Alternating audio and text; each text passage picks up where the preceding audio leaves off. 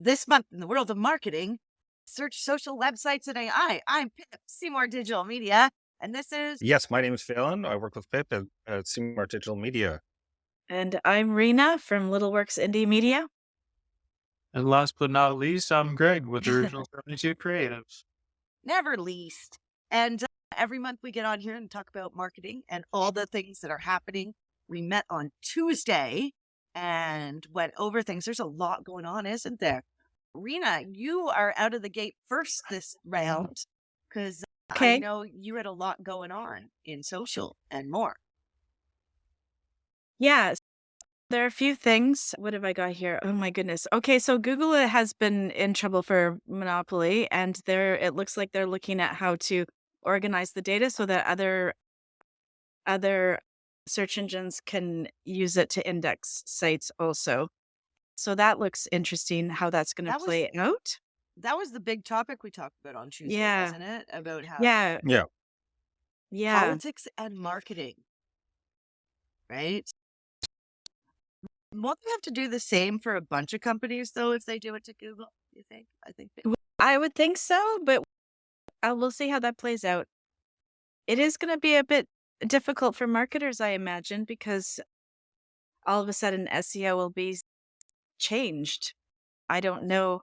I actually don't know the user numbers for all the other search engines all that are on DuckDuckGo and all the other ones already. So I can't really say if Google is still dominant, but I think it is. But if they actually, Phelan, you were saying that they were thinking about not populating Chrome as the default that's the browser on devices, right? Yeah. So the court case settled on whether they were a monopoly on a search engine, not even necessarily the website. Yeah. That's a whole separate thing that they're doing. And I don't think Chrome is going to be that be the issue. It's them as a search engine that they use their position to get Firefox and Apple to use Google as the default. Like when you search on their systems, that it will by default use Google. And I think that was the crux of, which is an easier case to settle because that was the Microsoft case from back in the day. Was Right. you bundle this Microsoft uh, software onto the system, so other companies can't even get a chance to get in there to make new search engines or whatever the case may be. And so that's the kind of the crux of it. And it's still going to be like we're talking years. Like Google's got billions of dollars to go and fight this for as long as humanly possible. So who knows how it's ultimately going to shake out? It's going to be in the court cases for forever. But it definitely does open up the Pandora's box. I've heard news of Apple getting charged with this as well because of certain ways that they've been doing like devices, and then also Amazon, obviously for their marketplace stuff. Like you can't you Right. can't be a marketplace and then also sell on that platform. Like you have to pick one or the other, which I think Oh, is right. perfectly reasonable. I find it a little interesting that they're maybe not picking on Google because clearly is the go-to search engine to find things. But Mhm. for um, as far as monopolies go, the Windows operating system comes bundled and your default browser is Edge. And Edge's default search engine is Bing. So having Google have agreements with Firefox or other browsers to have their default search engine from those browsers to be Google, I think is a leveling of the playing field for the jumpstart that Microsoft Edge and Bing have on every Windows system is put out there. Yeah, and there are a lot of corporate places where you work where you can't get on like socials, you can't get on, you have to use Bing, you don't use Google, right? Because I don't know, they don't allow it. Yeah, it's security. So yeah, it's a lot of like enterprise. They have a special Windows does a lot of enterprise level stuff. And so if you're at work, you don't get to use whatever website you want to go to. You have to use Bing, yeah, because it's been secured. And then they also know all the security for And your people don't enterprise even level. realize. They don't even realize. Like and what were you saying? What were we saying the other day? It was like, who does Google fund for their browser completely? Oh, Mozilla. So Yeah. Mozilla, who creates Firefox, who is the only non-corporate entity when they decide on standards for like browsers and stuff like that, SEO and Mhm. SEO stuff, like how all these kind of players all interact with each other. They have like standards so that they could build from there because it's stupid for everyone to build their own JavaScript library or whatever. Mhm. And so and Google entirely pays for Mozilla. It's a $340 million a year expense that they just donate to Mozilla in the hopes that, again, like you were saying, Greg, that they have some competition. They can, like, even if they are paying entirely for them, they could at least say, hey, there's some people here that are like not our we're friends, but we're not like they're gonna hold our feet to the fire. And that's been the argument of why they fund Mozilla. I'm interested not so much in default search browsers and all that. I'm interested in how Google's going to share the data. That's more along the lines of where my interest goes, especially when it comes Hmm. to marketing and SEO indexing. Like, how does that actually work? Is Bing going to give us a different? Does Bing already indexes us slightly different, but I don't actually go on Bing, so I don't really know that much. We do Yeah. some, yeah. How do they index? Because you guys are the SEO Well, specialists. So take a lot of what they do from Google, but there wasn't a big Yeah. uptick when the AI started to be used. There wasn't an uptick for Right. Bing, but there was an uptick for like Perplexity, ChatGPT as search like being used more. Right. So we're seeing that more, but still most people use Google, and maybe that's just because of market share already. Most people use Google but not in China, because Google's not in China. yeah, so there was a leak about 4 years ago of Yandex's entire code base. Yes. And so what they had found when Yandex got their database released, people went through it and then they found that they were roughly like, they said it was like 70% the same results, which is pretty close to what they got on Google based on what they were assuming. And so what they kind of figure is because these guys all, again, Yandex, uh, Google, and Bing all actually sit down and coordinate the SEO and what should we have as ranking signals. They're not going to be identical overlap, but they do coordinate. Hey, we should rank this up. We should promote this type of stuff. So when Eat came out, that was across the board because they all agreed, like, hey, we need to do something about this problem with authoritativeness. Ooh, Uh, that takes us to our next topic. Search algorithm update, the core update. Yeah. You guys heard about that?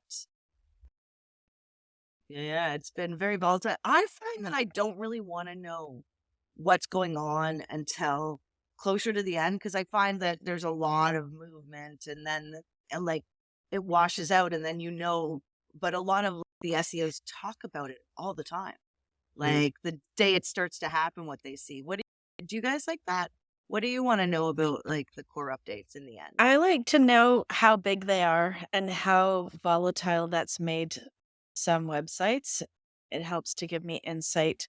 I usually my sites, there's really the only time I noticed a huge shift was last March. There were quite a few clients complaining about their paid ads, but it didn't end up being anything from their paid ads. It was their organic leads that had dropped in that algorithmic shift in March, I guess it was. Other than that, and then I did notice maybe a couple of years ago, I got a ton of phone calls, maybe a ton, okay, handful. I got a handful of phone calls from people that were on the page one, and then all of a sudden they were dropped because they were working with some other service providers. I would agree with Pip that I really hate when they do like the core updates and stuff like that because you're at the whim of whatever's going to shake out and Yeah. you're doing your best and then all of a Or you're sudden like doing nothing and you're going to fail. But there is something to say about this, which is if you feel like you're not going to do well, don't go jumping in fixing things right now. Just No. wait. Like you got a Yeah. 2 to 3 week window of waiting, seeing where you fall, and then working towards correcting. it looks like it's so far they're saying it's a lot of content sites. So sites Yes. trying to rank just to rank. So that's the key. And I think we need to always go back to this one point. The best plan for your website is to create a good website, right? Don't be scraping content. Don't be using too much AI. Make sure there's value, and value means your perspective, what you bring to the subject matter in addition to what's already out there. Like, you don't want to be repeating what's already out there and only best practices, because you need to add your little secret sauce in there for it to be different and to be interesting. That is Mhm. true. And following like the guidelines that people teach, right? There are things you do in every article That's that you true. should do on your website, That's true. just so that it gets found. So yeah, Yeah. so there are just some fundamental Like things I think we should do. you're talking about like H tags and alt text and all that rank, stuff. yeah, So we internal do have, external linking. yeah. So we actually we just did there are actually a couple of lives or videos, replays that are available that talk about what you should have on your blogs. If you're doing your own blogs and you want to make sure that you're set up okay for SEO, we should probably put that link in the comments below. I'll probably go find that link that I think is good. We've actually started collecting the links of everything we talk about, so we'll be sharing those as well after the podcast. Live. Are we going to organize it in a spreadsheet so people can find things No. by topic? You would. I guess I'll be doing that. I guess yeah. I'll be doing that. You have a lot of time to do. Sure. Somebody Okay. just volunteered themselves and voluntold Yeah. themselves. I would love that for us. I think so too. Okay, I'll get on that. That's something I can get. I know who to put that Getting on. us all the links was like step one, right? Because I think we're all so busy rushing around, and an agency's life is always the, oh my gosh, this guy might be falling kind of attitude, except for Greg. You ask Greg how he's doing. He's like, yeah. I'm also going to put in the comments below my favorite TikTok trend that is about agency life. It's so funny. It cracks me up. So look for that. Come back and look for that later. Yeah. And I'll put in, I don't know if y'all have tried Perplexity. I use it in ChatGPT a lot. I think I've used Perplexity. Which one what does Perplexity do? It's like it's a search engine, so it pulls from the search engine, and it also brings in the links for you to review the resource material, I see. which I think is really important. Better than ChatGPT that just gives you information and you don't know how to fact check it. Yeah. Yes. Yeah. That's Got it. the big one. Okay. When I use ChatGPT, I do use the one I educated or made myself versus the generic one. Oh, yeah. Just got an email yesterday about there's a mini ChatGPT for something other that you can try. So I'll probably talk about that next. So what else we got going on? Greg, websites, we got social. Yeah, websites since the release of 6.6 last month, it's been quiet. They're in development for the new version. There was a maintenance release last month, actually, I think it was. So it's been a while for that, 6.6.1. The interesting thing I brought up, I don't know if we brought it up on a live or just in a prep at some point.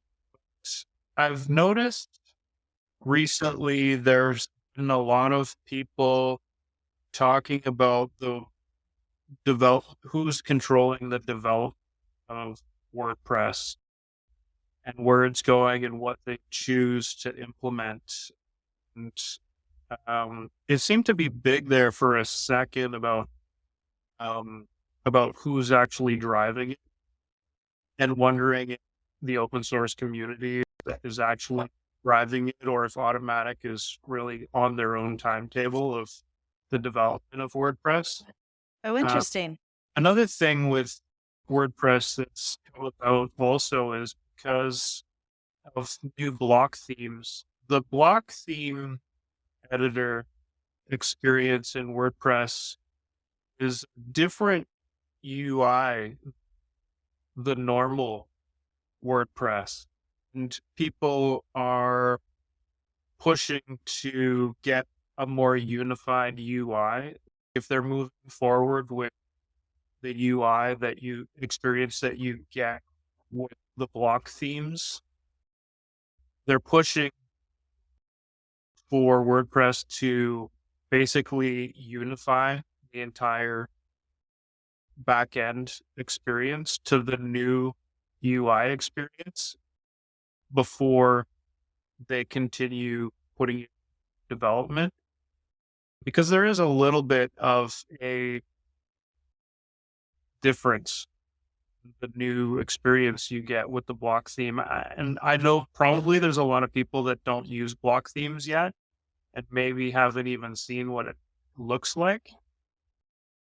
But it's a substantial different look to what current admin looks like for WordPress. And people want it to be the same so that it's a unified system. Question, actually. You know how back in the day when you wanted a blog and did a blog for WordPress and you would have myblog.wordpress.com, right? And that you could have it for free. Can you do the same with Squarespace or Wix? Yes. Really? I'm not sure it was Squarespace, but definitely Wix. I'm pretty sure they both have free versions to upgrade to. But as soon as you put your own domain in, you're upgraded. That's the then- first step.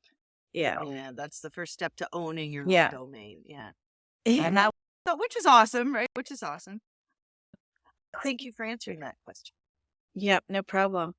Ah. So there was another social thing that I wanted to talk about that I see at the bottom that I almost forgot about. Meta is updating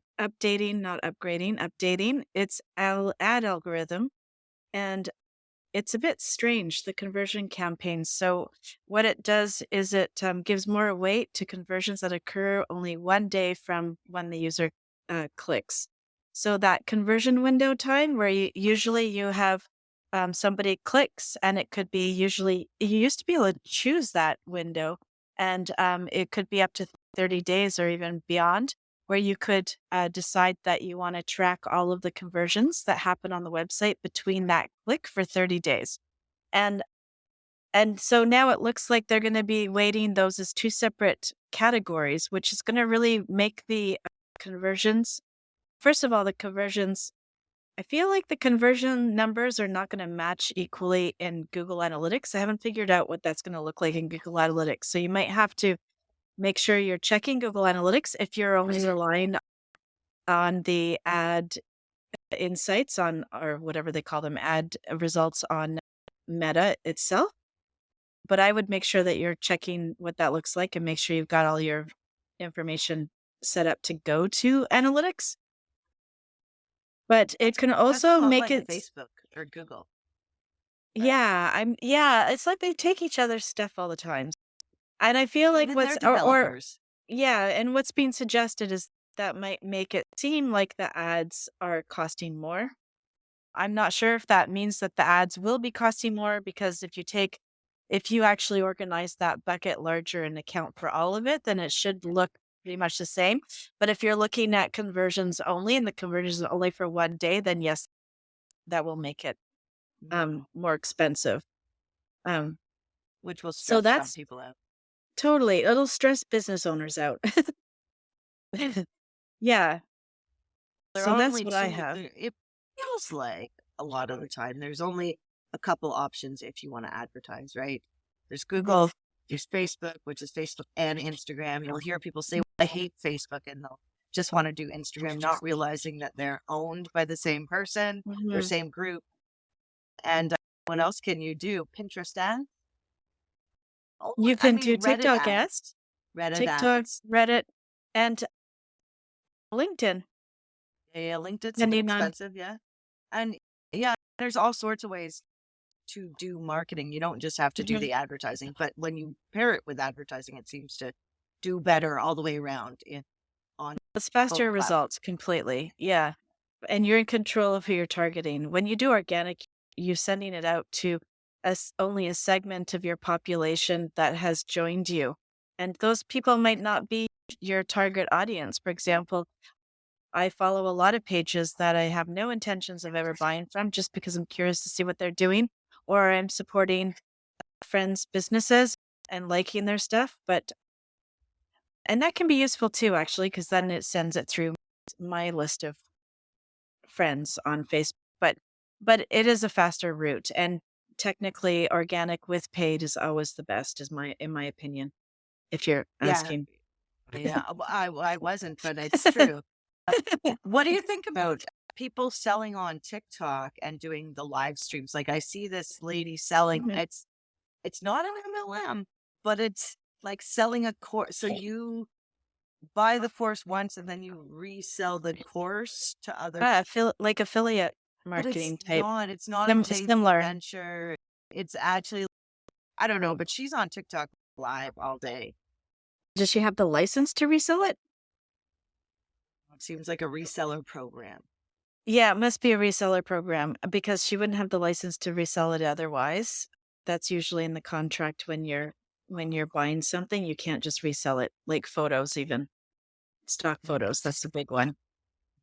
So if she has a license, then I feel like that's fair game because that person who originally sold it has set up that system to be resold.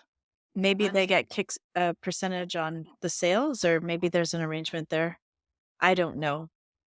I'm fine. Like, The things that bother me about online selling is affiliate programs where the percentage is just so low or when the percentage changes. And that's often what happens in MLMs is the percentage changes. So only the top people actually benefit because they got in early, they got a bigger percentage. And then they always do this thing where they max out with the number of people and they change the payout options, the payment options. And that's usually when the first group of people move to the next MLM and start that up. So that's an issue that I have. And then all the small people on the bottom that aren't really aware of how the whole system works, they just cobble together and not try very to make much. yeah. Yeah, I feel that's where I feel it's a problem. But online sales, I'm down with unless it's something illegal or There's a lot of great or things. I mean, unethical. look at all of us. 40 years ago, none of us would have had the jobs we have today. Maybe the developers. 40 years ago, Yeah. I was doing much more. Yeah, You were yeah, younger, 40 years doing ago we different were things, young and silly. So, yeah, that's true. But we would be doing something else though. right? So I I mean, don't know what that would be. there is a lot of great abilities when you do become a marketer online, right? You're picking your poison. Is it Facebook? Is it Google? Is it websites? Is it AI? No, AI is huge, and really does help with starting people out with building content or getting ideas or bridging stuff. We use AI and prompts and scripts now, so we can change our Google Sheets to do things we want, and then we can use AI to help build our ads with the clients, which is There's this other neat. So I like it when the examples are really concrete. And there's this really great example of how to use AI in automation that I came across that I'm looking forward to implementing myself. And first of all, it scans different platforms for the right users. So in this particular case, it scanned I think what we did was they downloaded a spreadsheet and uploaded. So they already had their people in mind. But you can scan like LinkedIn or something like that. You find the right people based on targets, and then you set up an email campaign and it's all automated and organized through AI. And I But think sorry? don't you need permissions for the emails? Yeah. And yes and no. So if it's found publicly, then yes, for sure. But this, if it's, this person was that I saw is targeting people that they did have the the the emails through an email list because they were part of a membership. So it was other people in the membership. And it was actually really interesting. It worked really well. So that's how so basically I got the most beautiful email that sounded like an email from somebody that is not a cold call. It's a warm call because we're in this membership together. And basically the email was so friendly and so like on point with what I'm doing that I actually booked the call immediately. Yeah, I want I to didn't see even that. I think want to about it. see that. And yeah, I know. I think you should. And so what ended up happening was I had the impression that I was having a very high touch communication with this person who was going to help me and who I wanted to meet in Toronto. And and and when I got on the call and he explained how this all worked, it was all automation. And you know what I mean? And so he didn't even know I was going to show up on the call. But we had actually met a few years before, so it was quite an interesting phone call because I felt like I could ask him the ins and outs of it. And yeah, so AI and automation, I think, is going to change a lot of the types of cold calls that we do because cold email always sounds cold. That's the thing It about can. it. And it goes directly into spam, and I don't pay the slightest bit of attention. And if I see anything that looks like that in my morning inbox clearing, it's delete, right? And but in this particular case, it gets through the spam filter. It got my attention and it got me on a call, which are the three things that you want when you're actually sending a sales email out. So I just think this is how this is going to change. So a lot of this stuff is messy that I've seen with AI, quite frankly. Oh, there's It's stuff messy and not happy, but you're right. Once you get into just doing a good deep dive and research on it and figuring out what's what, then it's like any kind of research. You got to go through the mess in order to find the good stuff. And I think there's a lot of good stuff, like what you were saying, Pip. You were saying you're using that other AI thing that I haven't heard of, and now I'm interested in looking at it because now I'm actually seeing what the potential is. Up until that point, I had no concrete ideas of what AI and automation together could do. honestly. So in this So case, yeah, if you pair the systems, that's where the gold is. Pairing ChatGPT with doing scripts for your Google Sheets. And then if you ask, say, your contractor to do something a billion times and they don't do it, you're like, maybe I could automate this to make it easier for them to do it so I don't have to complain all the time. and the VAs are shaking everywhere. Right. Yeah, There's some totally. really interesting stuff happening out there. So I think we have a Yeah. client and they do automated robocalls, but the robocalls are different now. So it's a real estate brokerage. And this company, it sounds like Sarah's calling to follow up on, hey, are you thinking of selling your house? And it sounds like a person, not a robot. And you can only tell if you really can hear I don't know. It's crazy, but like it works. People book appointments with it more than they did before. So And people also scam elderly people. My mom got a phone call from me claiming that I lost my phone. And it wasn't me. This was yeah, last week. And we've got so grandkid calls. We don't have. yeah. No, what I'm saying is that it was my voice. It was my voice. And I told Oh, my that's mom scary. that if I ever do anything like that, and I'm telling her to send money somewhere or phone some person with a credit card number to text me and make sure it's me. And so, of course, she says, "Did you lose your phone?" And I'm like, "No." And she goes, "Oh, it must be a scam." And that was the end of it. So, Yes, yeah. that's a good thing to tell everybody, or have a Yeah. special word you use that Yeah. no one else would A know with the code two word. of you. I know parents do that with their children, which is good. So have a code word with your parents or your friends, or if you see a new Facebook account that comes up that's like a friend of yours, maybe don't accept it right away. Or yeah, Rena, that one's really scary. I can't believe they used her. Yes. Yeah. Wow, the future. It's gonna be crazy and fun. So is that all the news? Oh, we're out of time. Oh my goodness, isn't that fun? It just happens like that. What's happening next week, y'all? SEO beyond search engines. And who's on? Who is that It's with? Pip and I. Oh, excellent. Okay, cool. Yeah, we got for y'all. Okay, we will see you all next week. Thank you so much for joining us. And if you have any questions, pop them into the Facebook group or anywhere else where you're catching us live, and we will see you next week. Everyone. Bye.